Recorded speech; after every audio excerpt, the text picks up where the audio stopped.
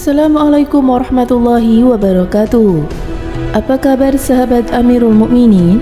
Semoga semua dalam lindungan Allah Subhanahu wa taala. Nabi Hanzalah alaihissalam mungkin merupakan salah satu nabi dari ratusan ribu utusan Allah yang namanya jarang terdengar di telinga. Nabi Hanzalah alaihissalam adalah salah satu nabi yang hidup di zaman Zulkarnain. Nama aslinya adalah Hanzalah bin Sifwan dari Bani Israel. Nabi Hanzalah diutus oleh Allah Subhanahu wa taala untuk membimbing kaum Ras. Ia adalah seorang nabi dan rasul dari Bani Israel keturunan Yahuda. Anak keempat dari Nabi Ayub, Al-Quran pernah mengabadikan kisah hancurnya sejumlah kaum. Pada surat Al-Furqan ayat 38 disebutkan, selain kaum Ad dan kaum Samud, ada penduduk ras yang dibinasakan. Allah Subhanahu wa taala berfirman yang artinya, dan kami binasakan kaum Ad dan kaum Samud dan penduduk ras dan banyak lagi generasi-generasi di antara kaum-kaum tersebut. Al-Quran surat Al-Furqan ayat 38. Penduduk ras menetap di tanah Hadrat Maut dan kota mereka dinamakan dengan Ras. Kota tersebut memiliki berbagai pepohonan, buah-buahan, dan kampung-kampung yang makmur. Di sana tinggal beberapa kelompok dari penduduk Ras yang menyembah berhala dan kelompok yang menyembah api, yang menyembah pohon sanaubar dan disebut sebagai Syadirat atau Raja Pohon. Yafid bin Nuh adalah yang pertama kali menanam pohon itu pasca badai topan yang menerkah tepian sungai yang dikenal dengan sebutan Rausan Awub.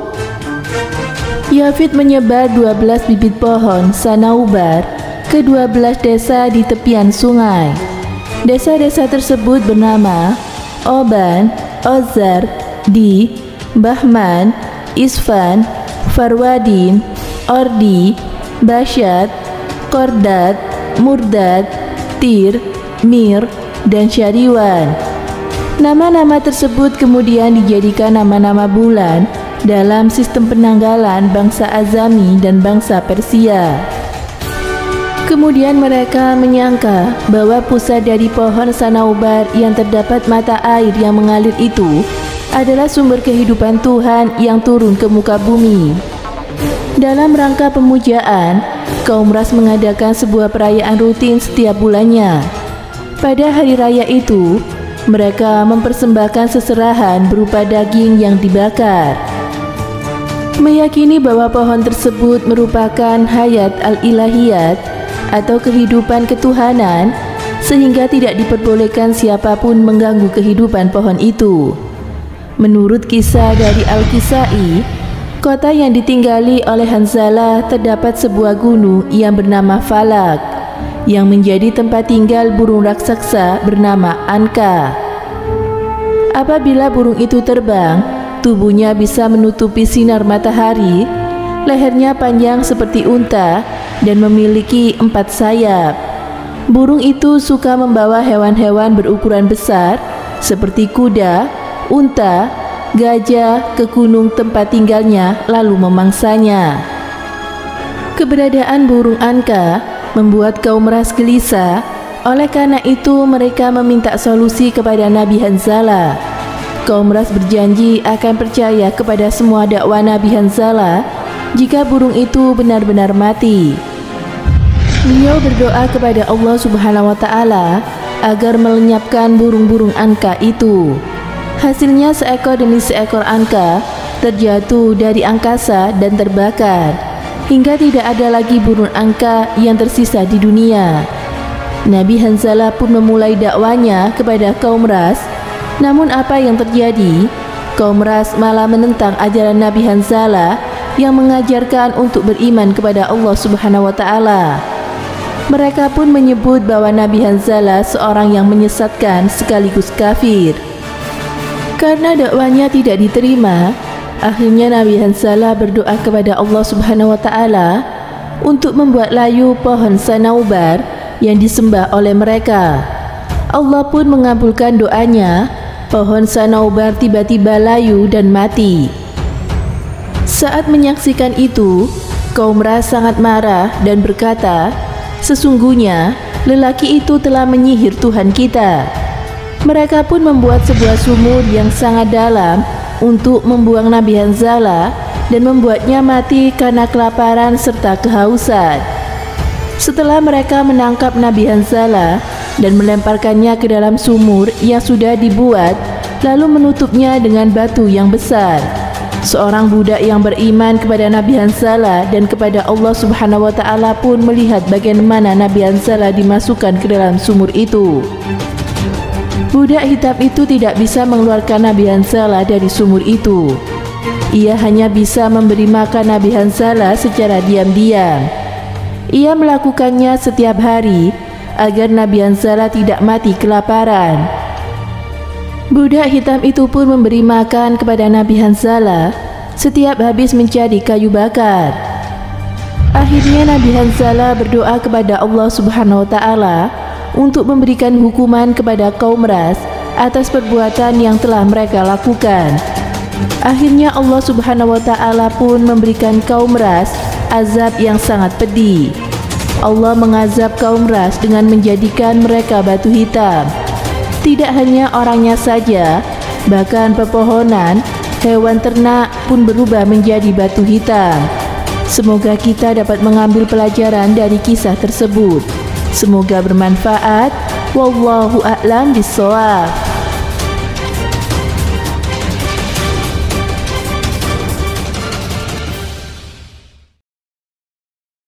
Assalamualaikum warahmatullahi wabarakatuh. Pemirsa Amirul Mukminin yang dirahmati Allah Subhanahu wa Ta'ala. Disebutkan dalam riwayat Imam Hakim bahwa jumlah nabi dan para rasul itu sangat banyak sekali. Disebutkan bahwa Abu Dzar bertanya kepada Rasulullah, berapa jumlah nabi itu? Maka Rasulullah menjawab, jumlah nabi itu adalah 124.000 dan 313 diantaranya adalah Rasul. Disebutkan bahwa Nabi memiliki pengertian adalah seseorang yang memperoleh wahyu dari Allah dan tidak diwajibkan menyampaikan kepada umatnya. Sedangkan Rasul adalah seseorang yang menerima wahyu dari Allah dan ditugaskan dan berkewajiban menyampaikan kepada umatnya. Dari 124.000 nabi dan rasul itu tidak semuanya disebutkan dalam Al-Quran. Hanya ada 25 nabi dan rasul yang wajib diketahui berdasarkan Al-Quranul Karim. Al-Quran sendiri menyatakan bahwa tidak semua nabi-nabi itu diceritakan satu persatu dalam Al-Quran. Karena Al-Quran merupakan kitab petunjuk, pengajaran, tarbiyah, pensucian, dan peringatan. Tujuan ini dapat terlaksana dengan menyebut nama atau sebagian riwayat hidup para nabi. Misalnya kisah Nabi Musa disebut dalam berbagai ayat, berulang-ulang diceritakan agar Allah ingin kita mengambil pelajaran dan hikmah dan kesabaran Nabi Musa alaihissalam. Dan bahkan ada nabi-nabi yang hanya disebutkan namanya, bahkan ada nabi-nabi yang diceritakan secara singkat saja di dalam Al-Quran. Di antara nabi dan rasul tidak disebutkan Al-Quran, tapi disebutkan dalam hadis maupun kitab Injil dan kitab Taurat. Misalnya Nabi Jirjis, Nabi Sid, Nabi Daniel, Nabi Hanzalah, Nabi Syamun, dan nabi-nabi lainnya. Semoga memberi manfaat. Wassalamualaikum warahmatullahi wabarakatuh.